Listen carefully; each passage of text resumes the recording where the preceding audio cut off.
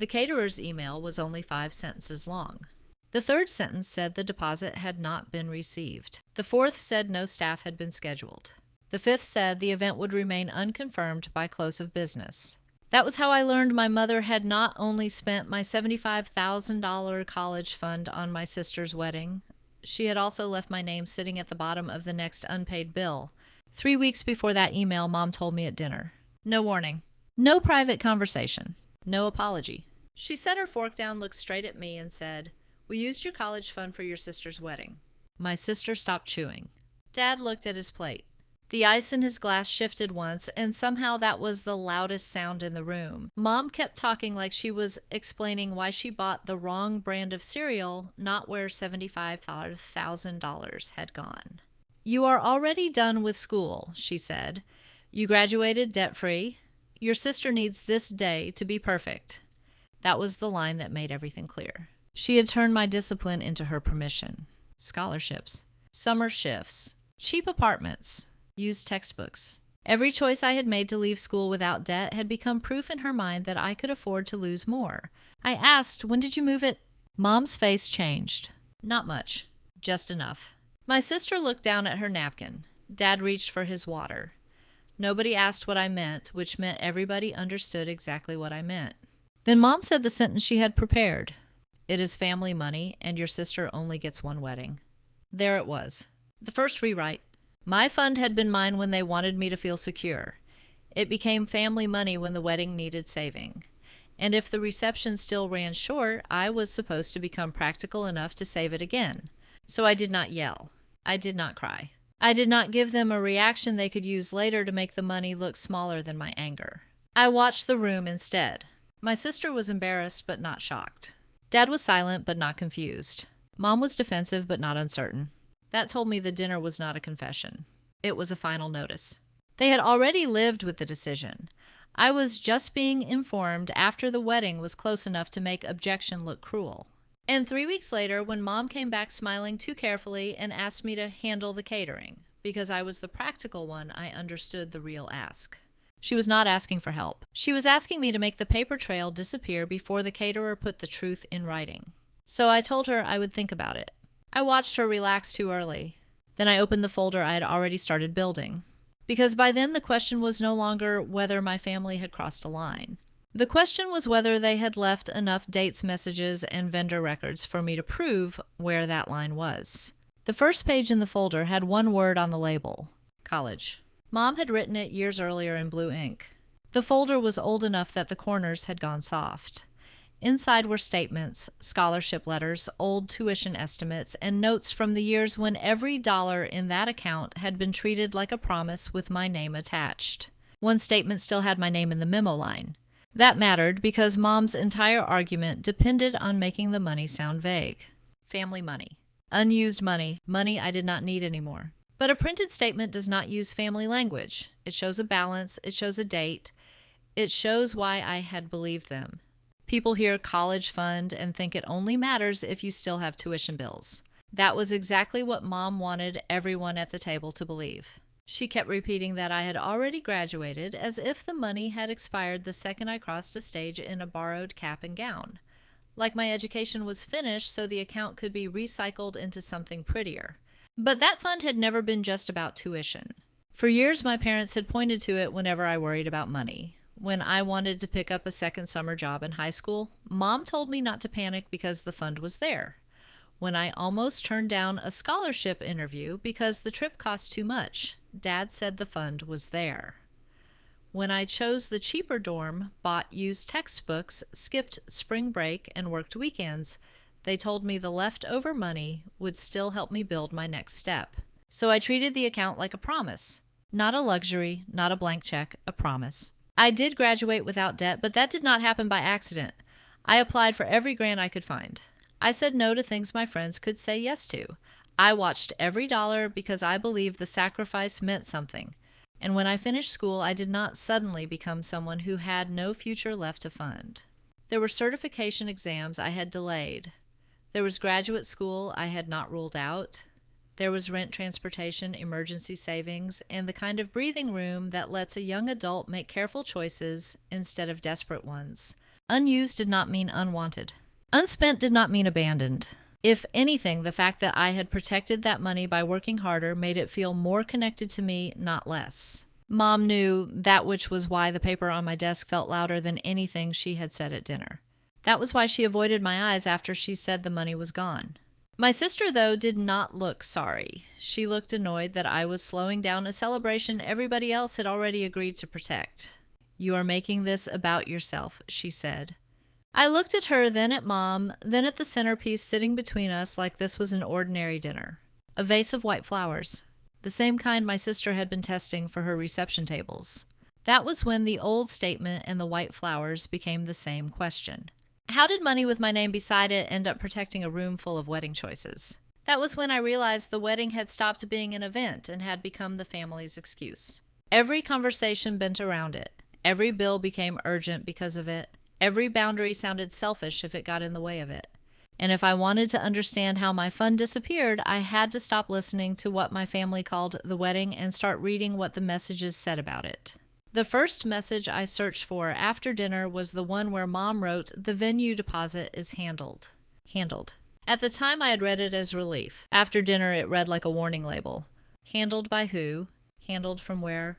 Handled before or after anyone planned to tell me. That became my first search term. Handled. The results were worse than I expected. Not because there was one message that said my fund had been used. There was not.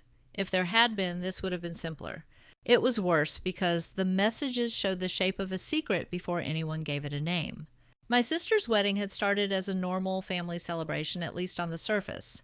There were group chats about venues, dress fittings, flowers, playlists, hotel blocks, invitations, and a cake that somehow needed 3 tastings before anyone could decide it tasted like cake. At first I smiled and answered when I could. I sent links. I checked dates. I listened when my sister complained that one photographer was too traditional and another one did not understand her vision. Then the tone changed. The wedding stopped sounding exciting and started sounding protected. Nobody was allowed to ask what could be reduced. Nobody was allowed to ask who was paying. Nobody was allowed to say that a perfect day still needed a real budget. She was the one we protected, the one we made room for, the one whose disappointment became everybody else's problem.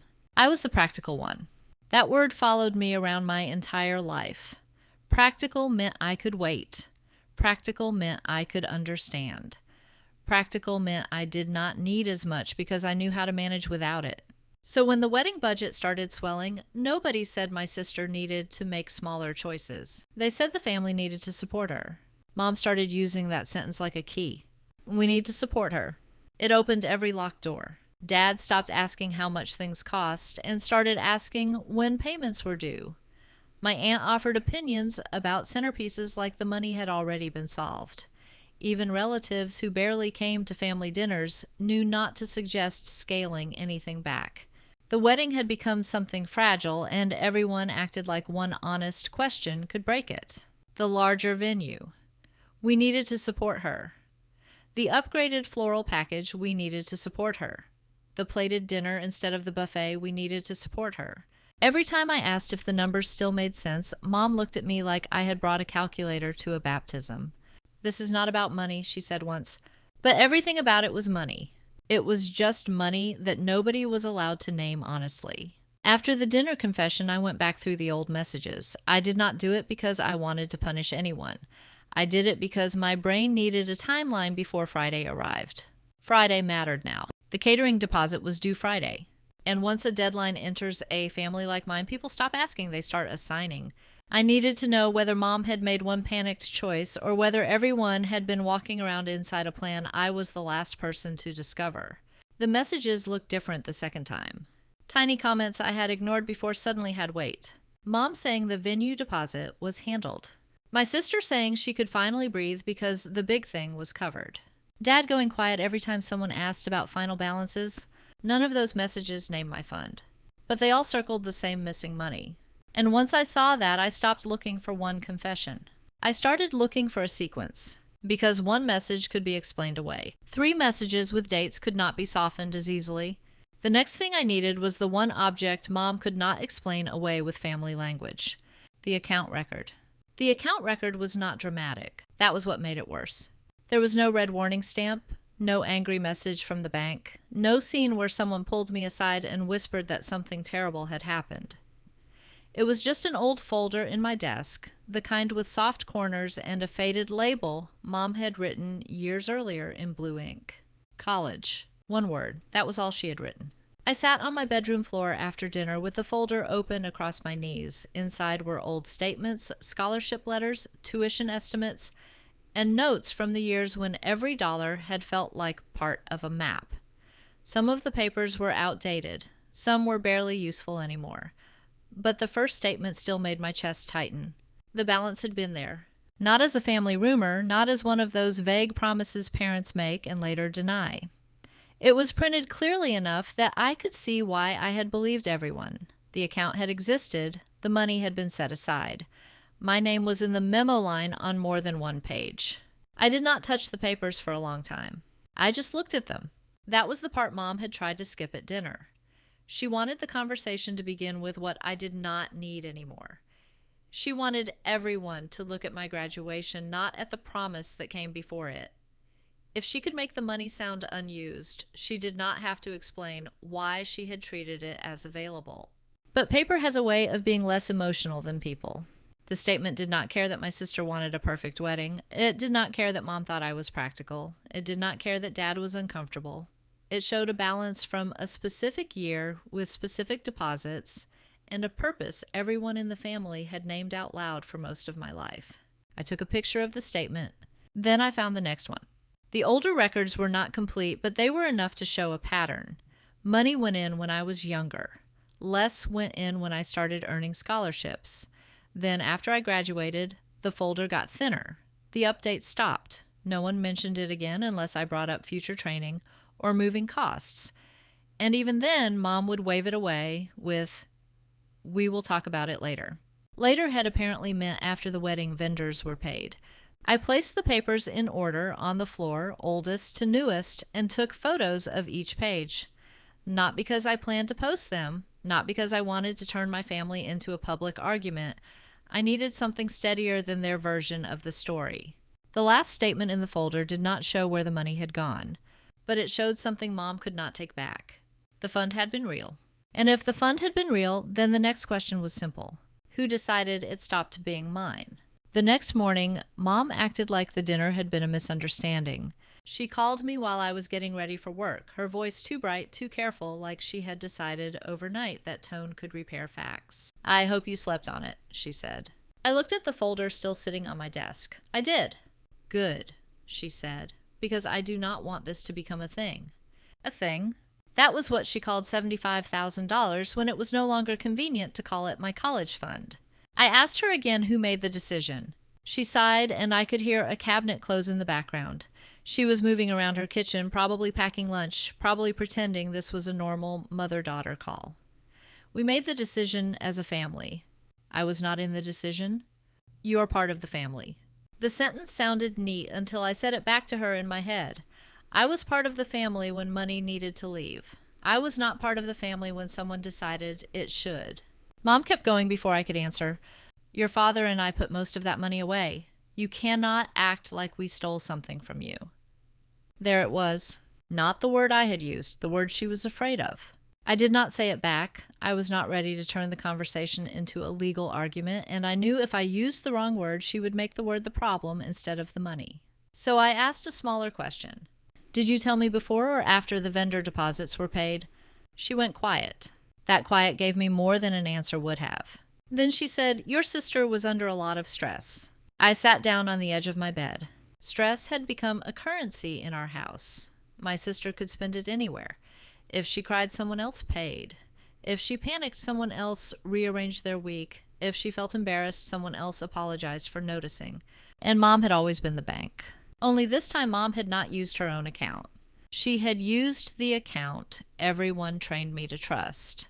That was what made her explanation feel so thin. She wanted credit for saving money for me when I was younger, but she did not want responsibility for spending it when I was old enough to ask questions.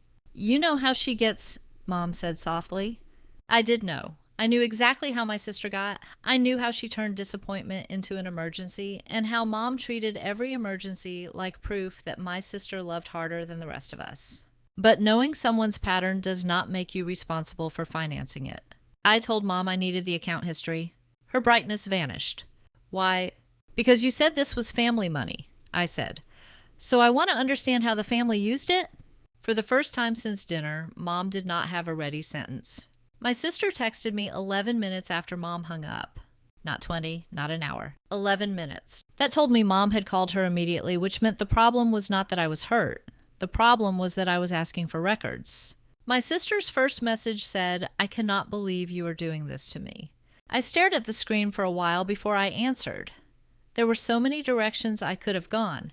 I could have reminded her that I had not touched her wedding. I could have asked when she knew. I could have sent a photo of the old statement and asked how long she had been comfortable letting me sit through dinner without the truth. Instead, I typed, "What exactly am I doing?" The 3 dots appeared, disappeared, then appeared again. "You are making Mom feel awful." That was her answer. Not, "I am sorry." Not, "I did not know." Not even, "I thought they had talked to you." Her first concern was Mom's comfort. Then she sent another message. "You know how expensive everything is. We already signed contracts." I read that one twice. Contracts. That word belonged to the wedding now. Not my fund, not my future plans. The binding commitments in my sister's mind were the venue, the flowers, the photographer, the dinner, the little things she had chosen, because each one made the day feel more like the version she had imagined. I asked her if she knew the fund was mine. She sent back it was for school. And you finished school. That was the whole moral argument stripped clean. Because I had found a way through college without debt, I had apparently lost the right to object when the backup plan disappeared. My effort had not protected me. It had made me easier to dismiss. Then my sister sent a picture. It was not cruel on purpose, which almost made it worse. It was a screenshot from a wedding spreadsheet. Rows of expenses, payment dates, remaining balances, and little notes in the margin. I could see flowers, venue, photographer, DJ, dress alterations, rehearsal, dinner favors, hotel shuttle, and catering. The catering line had a warning beside it. Deposit due Friday. My sister wrote, "This is why Mom is stressed." I looked at that line until the screen dimmed. There were numbers beside it, but I did not need to memorize them to understand the message. The screenshot was not really information. It was a preview of the next demand. My sister wanted me to see a deadline, feel responsible for it, and forget that my own money had already been treated like a solution no one had asked me to approve. There it was, the next pressure point. The money Mom had already used had not solved the wedding. It had only taught everyone that when the numbers got uncomfortable, they could look in my direction. And Friday was close enough that they would look again soon. Mom did not send the account history. She sent one sentence. "I am not sending private financial information while you are emotional." Private financial information. That phrase told me where the next fight would be. The money was private when I asked where it went. It had been family money when they wanted to spend it. So I started with what I already had. Old statements, scholarship letters, a few emails from years earlier, and one message from Dad after my graduation where he wrote, "Proud of you, we still have the fund untouched, so you are starting stronger than we did." Untouched. I saved that message separately because it did 2 things at once. It proved the fund had existed after I finished school, and it proved Dad knew what it was supposed to mean. Then I checked my own records. I had not been managing the account, but I had enough traces to build a rough calendar. Dates when Mom mentioned deposits, dates when she said not to worry, dates when my sister's wedding planning shifted from excited to frantic, dates when the big expenses suddenly stopped causing arguments. And now every date had a second clock beside it. Friday, the catering deposit. The deadline my sister had already placed in front of me like a warning. The first pattern was not a number. It was timing. Timing is harder to soften than emotion. A withdrawal can become a transfer. A transfer can become a temporary bridge. A temporary bridge can become a family sacrifice. But dates show what someone knew before they asked you to smile. The venue contract had been praised in the group chat on a Monday. 3 days later, Mom stopped responding whenever I asked about a certification program I had been considering. 2 weeks after that, my sister posted pictures from a dress appointment and joked that miracles were real.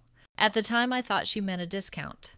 Now I was not so sure. I opened the wedding spreadsheet screenshot again and zoomed in until the text blurred at the edges. I did not need every line. I needed the shape of it. The payments had not been one emergency. They looked like a staircase. Venue, dress, flowers, dinner. Each step easier because someone had already decided where the cushion would come from. And the Friday catering line told me something worse. Even after using the cushion, they were still short. That changed the whole story. If Mom had made one desperate mistake and told me immediately, I still would have been hurt. But the timeline looked quieter than that. It looked planned. It looked like people had sat with the truth spent around it and then waited until the wedding was too close for me to object without looking cruel. That was when I understood why she had chosen dinner. Not a phone call, not a private conversation. Dinner. She wanted witnesses. She wanted the room to become pressure. She wanted me to feel rude for asking questions with plates on the table and my sister's wedding only weeks away. But a timeline does not care who is embarrassed. It also does not slow down because a family wants more time to make pressure look like love. Once I wrote the dates down in order, the story stopped sounding like a misunderstanding and started looking like a decision made around me. And Friday was close enough that the next request could not stay implied much longer. The only thing I did not know was whether they would ask me directly or try to make me volunteer before I noticed the trap. The trap was not the catering. The trap was the conversation before the catering. The old version of me would have tried to win it. I would have written a long message explaining why this was unfair. I would have reminded Mom of every promise. I would have asked my sister how she could look at wedding flowers and not think about the money that was supposed to help me build a life after graduation. I knew exactly how that would end. Mom would say I was attacking her. My sister would say I was jealous. Dad would ask everyone to calm down. And by the end, the only thing anyone would remember was that I had raised my voice. So I did something different. I stopped arguing. I opened the folder on my laptop and renamed it College Fund Timeline. Then I copied everything into it. Photos of the old statements. The message from Dad saying the fund was untouched. Screenshots from the wedding group chat. My sister's spreadsheet screenshot. The text where Mom said she would not send financial information while I was emotional. I did not post any of it. I did not send it to relatives. I just needed the facts in one place where nobody could move them around with tone. That was the first moment I felt a little steady. Not better. Not calm exactly. Steady. The folder did not fix what they had done, but it kept me from being pulled into the version where my hurt was the only visible problem. That night, Mom sent a longer message. It started with, "I am sorry you feel blindsided." That was not an apology. That was a soft blanket over a hard object. Then she wrote that parents make complicated decisions, that my sister had been fragile, that weddings bring out stress, that I should be proud I did not need the money, and that one day I would understand what it meant to keep a family together. I saved that message too. Not because it proved where the money went, because it proved how she wanted me to carry it. Her version of family was starting to look very simple. I was supposed to be grateful when they prepared for my future silent, when they redirected it, and generous when the redirection was not enough. The next few days were not calm. They were quiet, which was worse. No one yelled. No one came to my apartment. The family chat went back to wedding logistics, like the dinner had been a small weather event that passed through and left no damage. But every ordinary message moved the catering deadline closer. Tuesday final head count. Wednesday seating chart. Thursday reminder about vendor balances. Nobody said my name. That was how I knew they were waiting for the right moment to make my name useful. The quieter the chat got around me, the more obvious the shape became. They were not deciding whether to ask.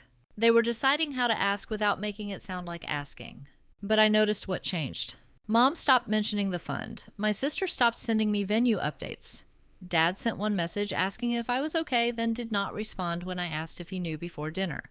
That silence was another kind of answer. By Thursday night, I had the timeline in order and the folder backed up. I still did not know the exact transfer path, but I knew enough to recognize the pattern. And the next morning, the catering deadline arrived. At 9:12, Mom texted. Friday morning started with a message from Mom. "Call me when you can. It is important." There was no greeting, no mention of the account history I had asked for, no apology for the dinner, just important as if the urgency had reset the whole story and we were all supposed to gather around whatever my sister needed next.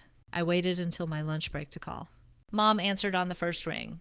Before I could say hello, she said, "The caterer needs the final deposit today." I looked out the break room window at the parking lot and let the sentence settle. The timing was almost impressive.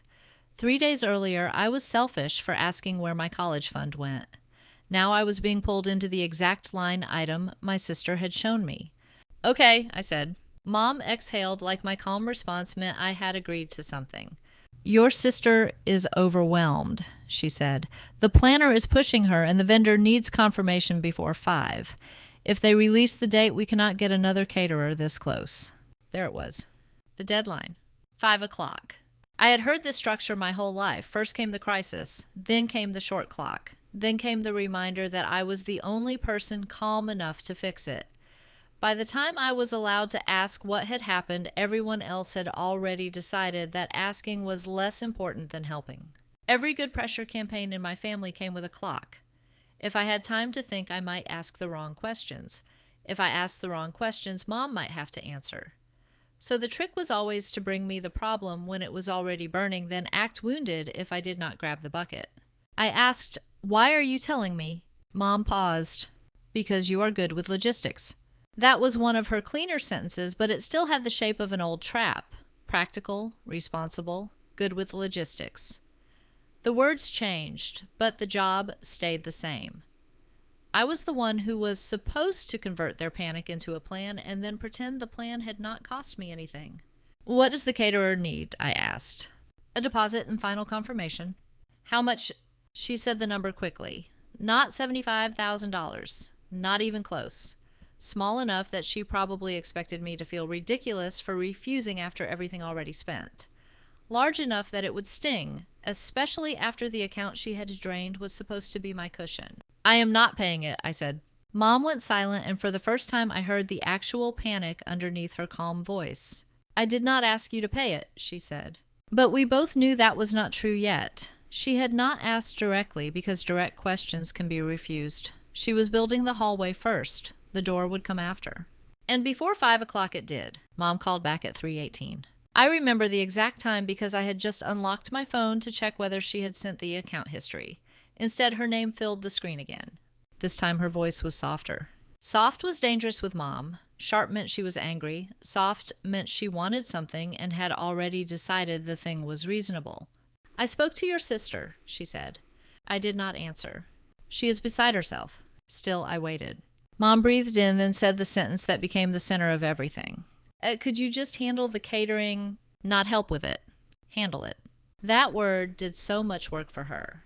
It made the problem sound technical, not personal. It made the missing payment sound like a task, not a consequence. It turned me from the person whose money had been used into the person responsible for making sure guests still got dinner. The same way I had handled scholarship forms when my parents did not understand them.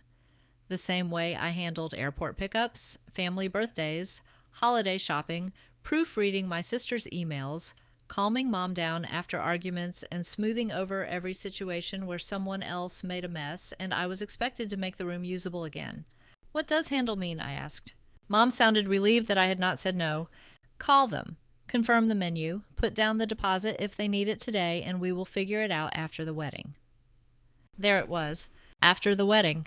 That was where all accountability went to sleep. I asked, "Figure what out?" Do not be difficult. "I am asking what you mean."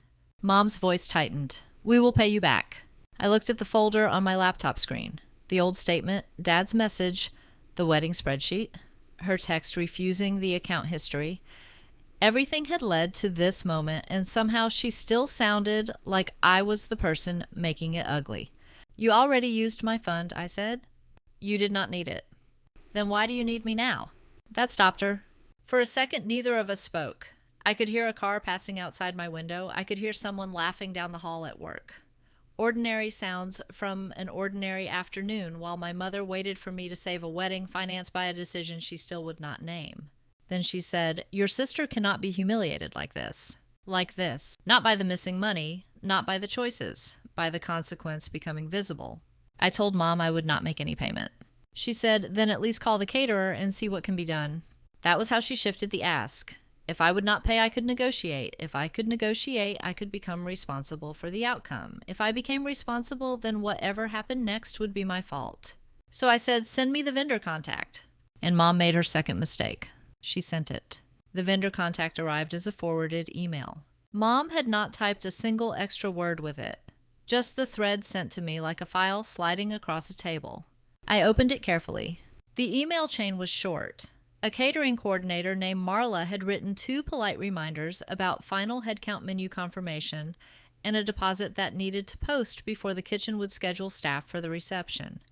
She was not rude. She was not dramatic. She was doing her job. Under her last message, my sister had replied with, "My family is handling it." My family. I leaned back in my chair and felt something in me go still. It was the same phrase Mom used, only cleaner. Family money, family support, family handling it.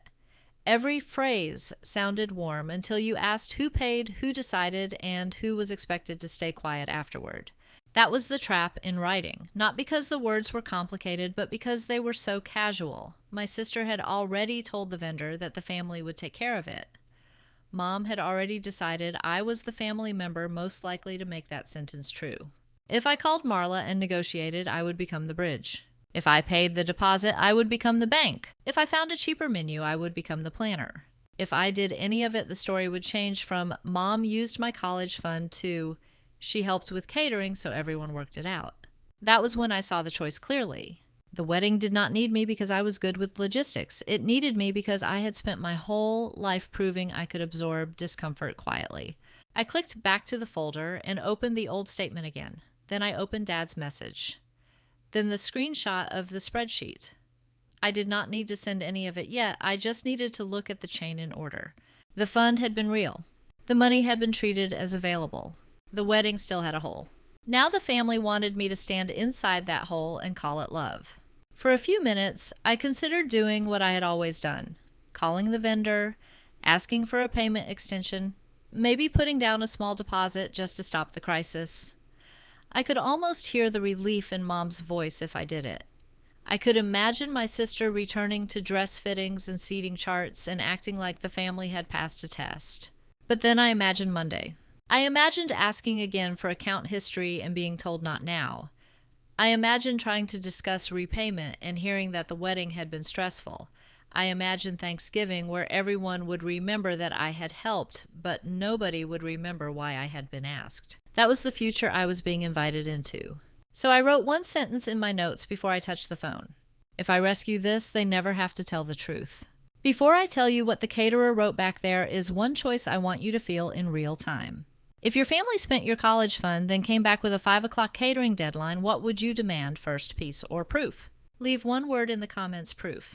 Not because a comment changes what happened, it does not. Because if you have ever been made responsible after someone else spent past the limit, you already understand why that word matters. Proof was the only thing that could survive the next phone call. Responsibility. My family used that word like it only pointed in one direction. I was responsible for understanding, responsible for staying calm, responsible for not embarrassing my sister, responsible for finding a solution before 5 o'clock. But responsibility without records is how a family turns your no into a rumor. So I looked at Marla's email again. Her signature was simple. Catering coordinator, phone number, business hours. No drama, no family language, just the kind of clean professional boundary my own family kept trying to avoid. That helped me decide how to answer. I did not call. A call would give Mom too much room later. She could say I misunderstood. She could say the caterer offered something different. She could tell my sister I had sounded rude or careless or unwilling to help from the beginning. So I wrote an email and I kept it painfully short. 3 questions. Had the deposit been received? Had staff been scheduled? Was the order confirmed for the reception date? Then I read it 3 times. There was no accusation in it. No mention of the college fund. No threat. Just questions that a person handling logistics would be allowed to ask. For a moment, my finger hovered over send. The old version of me was still there, whispering that I was making things harder, that a good daughter would find a way, that maybe Mom would explain later if I helped now. But the folder was open beside the email and the timeline was stronger than that voice. This was the fork in the road. If I called, the story could become emotion. If I emailed, the story had to become dates, deposits, and a missing signature. So I sent it. 18 minutes later, the reply arrived. 5 sentences. And the fourth one was the reason my mother had wanted a phone call. Marla's reply was 5 sentences long, and every sentence took away one place for my family to hide. I read it once, then again, then a third time with my hand over my mouth. The first sentence thanked me for reaching out. Polite, normal. The second said the final menu had been selected but not confirmed. That meant choices had been made. The third said the required deposit had not been received. That meant the money had not arrived. The fourth said no kitchen staff, serving staff, or delivery team had been scheduled for the reception date. That meant there was no invisible rescue already moving behind the scenes. Then came the fifth sentence. Without payment by close of business today, the event would remain unconfirmed. Not canceled. Unconfirmed. That word mattered. It was careful, professional, almost boring. But it was also the first sentence all week that did not bend itself around my sister's feelings. Marla was not punishing anyone. She was not taking sides. She was simply saying what the vendor could and could not do without payment. It meant there was no secret payment, no backup arrangement, no professional caterer quietly preparing trays because my family had promised the money was coming. The wedding reception everyone kept protecting was built on an assumption that someone else would step in before the clock ran out, and that someone was supposed to be me. I forwarded Marla's email to Mom and my sister. I added one sentence. The vendor says there is no confirmed catering order without payment today. Then I put my phone face down. For 6 minutes nothing happened, which somehow felt louder than the calls that came after. Then my sister called. I let it ring. She called again. Then Mom called. Each missed call made the same point clearer. They did not want information from me. They wanted the chance to pull the information back into a conversation where tears, urgency, and guilt could make it softer. Then the group chat woke up. My sister wrote, "Why would you email her like that?" Mom wrote, "We asked you to help not make it worse." I stared at those messages and realized they were not reacting to new information. They were reacting to information becoming documented. They already knew the deposit had not been paid. They knew the order was not confirmed. They knew the wedding did not have catering unless someone covered the gap. What scared them was that now I knew it too, and I had it in writing from someone outside the family. That was when Dad finally entered the chat. He wrote, "Can everyone please call and talk?" I almost laughed. Not because it was funny, because I knew exactly what a call would do. A call would turn 5 written sentences into 30 minutes of emotion. A call would let Mom sigh, let my sister cry, let Dad ask me to be the bigger person, and by the end, the vendor's clear answer would be buried under family noise. So I did not call. I wrote back, "I will talk after someone sends the account history." For the first time all week, the chat went completely still. And that silence told me the vendor's email had landed exactly where it needed to land. When the chat went quiet, I knew they were not calming down. They were regrouping. The calls came first. Mom, Dad. Mom again. Then my sister sent a voice memo I did not play right away because I could already hear her tone in the text beneath it. "You are humiliating me." There was that word again. Humiliating. Not, "You are asking what happened to your money." Not, "You found out we did not have the catering paid." Not, "We made promises to a vendor before we had the funds." In my sister's version, the injury was that the truth had become inconveniently visible before the wedding. I finally played the voice memo. She was crying, but not the way someone cries because they are sorry. She was crying like someone who still believed the room should rearrange itself around her. "I have waited my whole life for this day," she said. "You know how Mom worries. You know Dad is embarrassed. Why would you make the caterer think we cannot afford our own wedding?" I stopped the recording there. Before I could even decide whether to answer another message, hit the family chat. My sister wrote that the planner needed a final update and that nobody knew what to tell people about dinner. Then Mom wrote, "Please do not make this worse." That was the consequence they had been trying to hide from me. Not grief. Not danger. Logistics. The kind with names, times, vendors, and witnesses attached. Our family. Those words kept appearing exactly when ownership got useful. It was my college fund when people wanted me to be grateful for it. It became family money when they spent it. It became our wedding problem when the catering deposit came due. That pattern mattered more than the shouting. The shouting could be blamed on stress. The pattern was the part that told the truth. Every time the family needed something covered, the word changed, so the obligation could feel shared, even when the bill did not. That was why I refused to answer in the chat the way they wanted. If I wrote back emotionally, they could argue with my tone. If I wrote back clearly, they had to deal with the structure underneath the panic. I did not answer the voice memo. Instead, I copied Marla's email into the folder and added the time it arrived. Then I made one more note, first blame message at 3:43. That might sound cold. It did not feel cold. It felt like holding onto a railing while everyone tried to pull me into moving water. Mom texted, "This is not who you are." That one almost worked. Because for a second I did wonder. Maybe I was being too hard. Maybe a decent person would call the caterer and ask for an extension. Maybe I could help without paying. Maybe I could save the day and still talk about the fund later. Then I looked at the timeline again. There was no later in this family. Later was where hard conversations disappeared. Later was where promises became memories nobody wanted to verify. Later was where I was supposed to be mature enough to stop asking. So I wrote back, "I am willing to talk in writing. Send the account history and the wedding payment list." My sister answered with one line, "You care more about money than family." I looked at the old statement on my desk and understood finally that this was the sentence they had been saving for me. It was not an argument. It was a test. If I defended my love for them, the records would disappear behind my need to prove I was a good daughter. So I did not defend my love. I defended the timeline. I did not answer, "You care more about money than family," right away. If I had replied from emotion, I would have given them the argument they wanted. They could make the conversation about my tone, my timing, my jealousy, my lack of support, anything except the simple order of events. So I waited 10 minutes. Then I opened a new message to Mom, Dad, and my sister. I did not write a speech. I wrote a timeline, 6 lines. That was all I needed. First, the old education savings statement and the year it showed the fund still existed. Second, Dad's graduation message saying the fund was untouched. Third, the first wedding deposits I could identify from the group chat. Fourth, the date Mom stopped answering questions about my certification plans. Fifth, the dinner confession. Sixth, the vendor email saying the catering order was not confirmed without payment. Every line had a date or a source. Not perfect, not complete, but steady. At the bottom I wrote, "This is why I am asking for the account history and the wedding payment list. If the money was used honestly and you expect me to accept that, then the timeline should be easy to explain." I read it twice before sending. It did not call anyone names. It did not accuse them of a crime. It did not threaten to expose them. It just put the family story next to the records I had. That was enough. Dad answered first. "Your mother was trying to help your sister."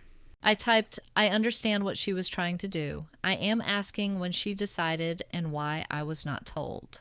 He replied after a long pause. "The timing was bad. Your sister was under pressure. We did not want the wedding to become a family fight." That was the closest anyone came to admitting the real issue. They had accepted a bad decision because saying no earlier would have been uncomfortable. Comfort had been the family priority for so long that discomfort now looked like betrayal. Then Mom answered, "You are leaving out how much we spent raising you." I stared at that sentence for a long time. There it was, the oldest bill in the world. The one some parents keep folded in their pocket for the day their adult child asks to be treated like a person with boundaries. Raising me had become evidence against me. I wrote back, being my parent was not a loan agreement. No one responded for 3 minutes. Then my sister wrote, "So you are really going to let my wedding fall apart over this?" For the first time, I felt no urge to explain the obvious. I answered, "No, I am going to let the wedding reflect the choices already made." That was the moment the conversation changed, because I stopped defending my feelings and started defending the facts. And facts do something feelings cannot do in a family like mine. They make everyone choose whether they are angry at what happened or angry that it can finally be read back. 5 o'clock came. The catering deposit did not get paid. Marla sent a final polite confirmation that the order would remain unconfirmed and that the vendor could not hold staff without payment. Mom forwarded that email to no one but my sister did. She sent it to the group chat by mistake while trying to message the planner. For almost a full minute, nobody wrote anything. Then my aunt asked, "Does this mean dinner is not covered?" That was the first time someone outside the immediate house asked the question directly. That was the collapse, not the wedding. The cover story. There was no movie moment where doors burst open and guests gasped at empty tables. There was no microphone confession, no public announcement from me. I did not go to the venue and point at invoices. I did not call relatives with a prepared speech. What happened was smaller and more embarrassing because it was ordinary. My sister deleted the message, but it was too late. People had seen it. Screenshots had probably already moved into smaller family chats. The wedding did not become ruined. It became complicated in a way that could not be blamed on one daughter's attitude. By evening, the rescue became smaller than the original lie. Dad found a local restaurant willing to prepare trays for pickup not service. My aunt offered to organize volunteers. The plated dinner became a buffet. The late-night dessert table disappeared. The shuttle was cut. The seating chart had to be redone because the reception schedule changed. I heard later that my sister cried in the bridal suite when she realized the venue would not look the way she had imagined. I also heard that she still got married. She still got photos. She still got the dress and the vows and the applause she wanted. The difference was that the family had to see the cost of the choice in the same room as the celebration. Nobody starved. Nobody was unsafe. The wedding still happened. It just stopped looking like the version my sister had been protected from paying for. Mom texted me that night, "I hope you are happy." I was not happy. That was another thing they wanted to misunderstand. Refusing to rescue the catering did not feel like victory. It felt like standing still while a machine I had fed for years finally ran out of fuel in public. But I was clear. There is a difference between causing a consequence and declining to hide one. I had not taken the fund. I had not signed the vendor agreement. I had not promised a caterer that family would handle it. I had only refused to become the last quiet payment in a chain of decisions I was excluded from. And once the reception had to be scaled down, everyone suddenly wanted to talk about what had happened. Not because they cared about the fund yet, because the choice finally had witnesses. And witnesses changed the question. It was no longer, "Why are you upset?" It was, "What exactly did they use?" By Saturday morning, the family version of the story had already split into pieces. In one version, I had refused to help with catering because I was bitter. In another, Mom had borrowed from a fund I no longer needed. In the softer version, my sister's wedding had simply gone over budget and everyone was doing their best. The problem was that none of those versions could explain the timeline. My aunt called me first. She did not start with blame. She just asked, "Is it true they used your college money?" I closed my eyes when she said it. Not because I wanted sympathy, because it was the first time someone in the family had named the issue without dressing it up. I told her the careful version. I said I had an old statement showing the fund existed. I said Dad had written after graduation that it was untouched. I said Mom told me at dinner that the money had been used for the wedding. I said I had asked for account history and still had not received it.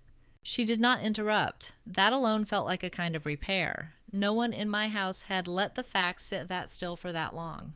When she finally spoke again, her voice sounded careful. She said she was sorry I had been put in that position. It was not the full apology I wanted, but it was the first time anyone had admitted that being expected to fix it had been part of the injury. Then I stopped. I did not send her the folder. I did not ask her to take sides. I just gave her enough to understand why I had refused to pay another wedding bill. My aunt was quiet for a while. Then she said, "That should have been discussed with you." 6 words. That was all. But I almost cried because no one in my house had said anything that simple. After that, the calls changed. A cousin texted that she had heard the reception menu was being cut. Another relative asked if there was a money thing going on. Dad finally called and left a message saying this had gotten out of hand. Out of hand. Another phrase people use when control slips away from the person who had it. I did not want a family trial.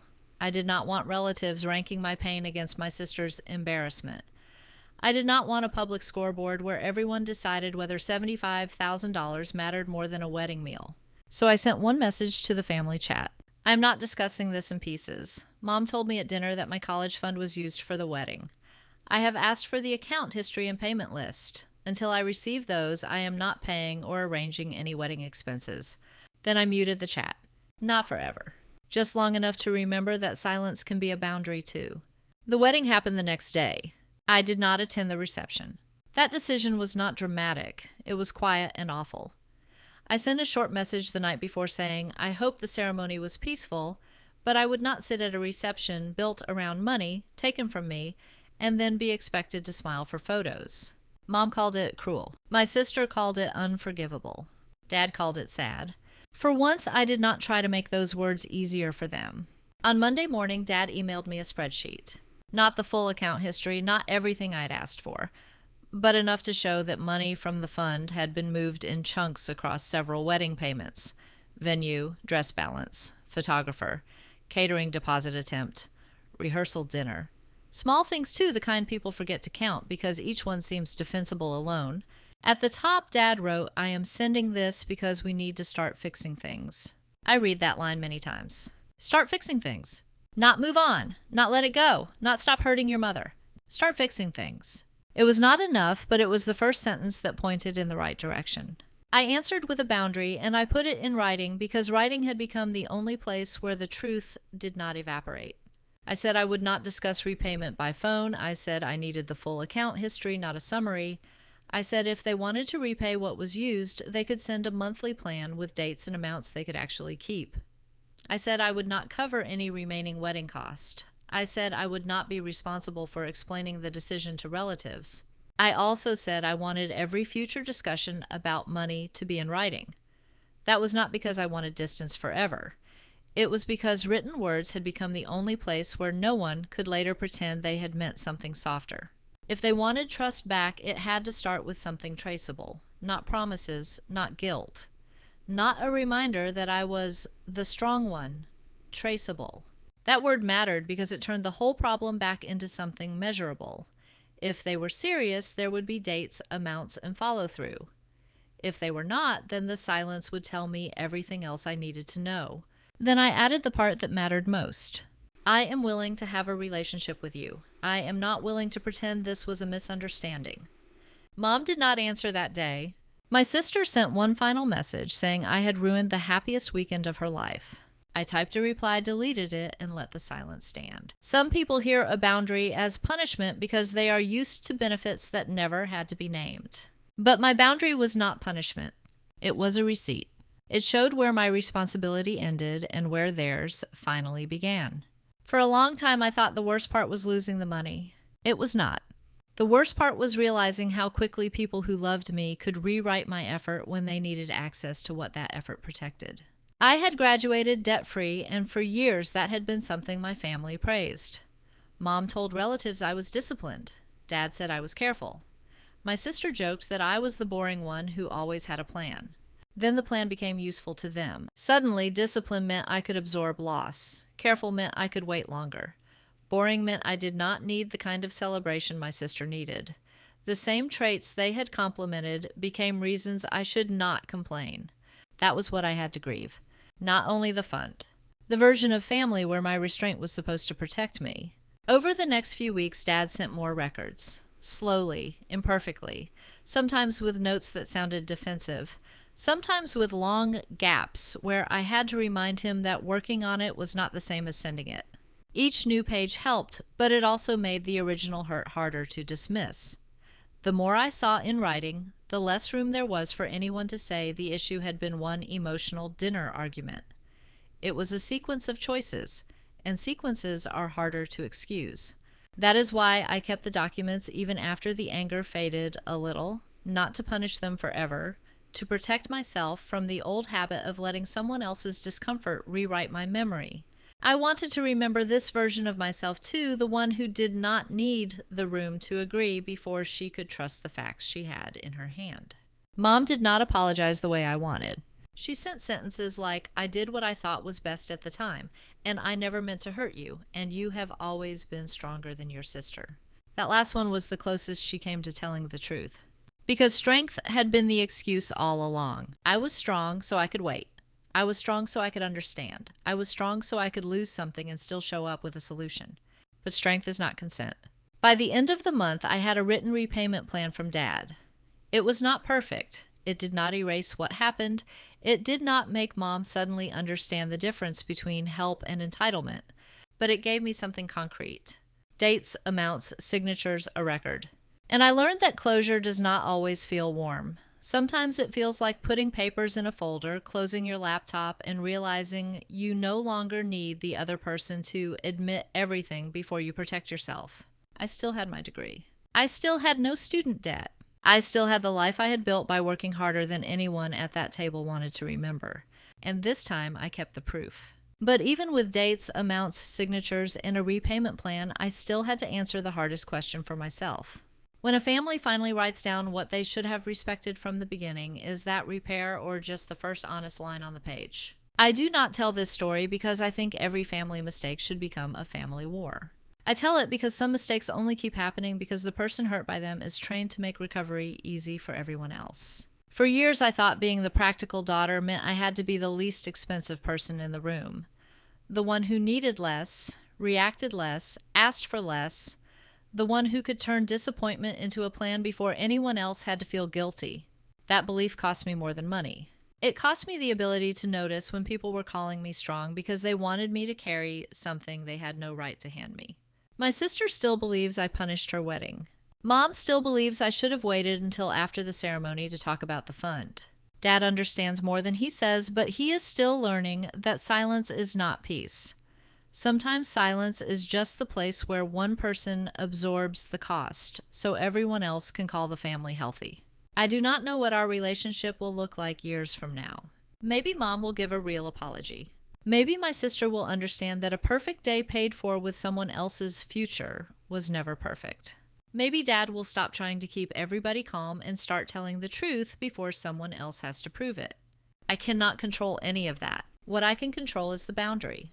That is the part I wish I had learned earlier. Not how to argue better, not how to be less sensitive, not how to keep every family member calm while they made choices for me. Just the simple fact that love without consent is still a demand. Once I understood that the story stopped being about a wedding and started being about ownership, who gets to decide? Who gets to spend? Who gets called selfish the moment they ask for the truth in writing?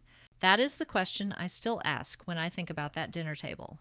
Not whether I was emotional enough or patient enough or gracious enough, only whether I was allowed to have a future and call it mine. I will not pay to hide a decision I was excluded from. I will not let "you are strong" become another way of saying you can lose more. And I will not confuse family peace with pretending the numbers do not exist. If this story made you think about family pressure differently, subscribe to Tales of Family Revenge for the next story.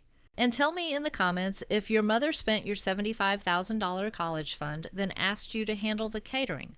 Would you protect the wedding one more time or force the truth into writing? For me, the answer changed everything. Because the day I stopped rescuing the wedding was the day I finally understood something Mom should have taught me years earlier. A future is not selfish just because someone else wants to spend it.